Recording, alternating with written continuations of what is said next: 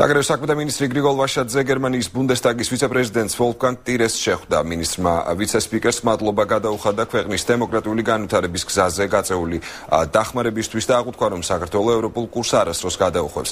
ვიქნებით მმართველ პარტიებში თუ ოპოზიციურ პარტიებში საქართველო მუდმივად მოხარული იქნება თქვენი სტუმრობის მიმართა ვაშაძემ ვიცე-სპიკერს.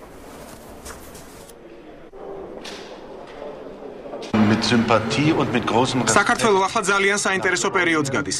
ეს არის დემოკრატიის გამოცდა. ჩვენ გერმანელები სიმპათიით და პატივისცემით ვუყურებთ ამ მოვლენებს საქართველოში და ძალიან გვიხარია, რომ თქვენს ქვეყანაში არის კარგად ფუნქციონირებადი დემოკრატია. გერმანია მომავალშიც მხარს დაუჭერს საქართველოს ევროპის გზაზე. იმისათვის, რომ ჩვენი გერმანელი სტუმრები მოწმე გახდნენ ჩვენი ერის მიერ კიდევ ერთი დემოკრატიული გამოცდის ჩაბარების და ჩვენ ისტორიაში პირველად მშვიდობიანი კონსტიტუციური გზით ხელისუფლების გადაცემის.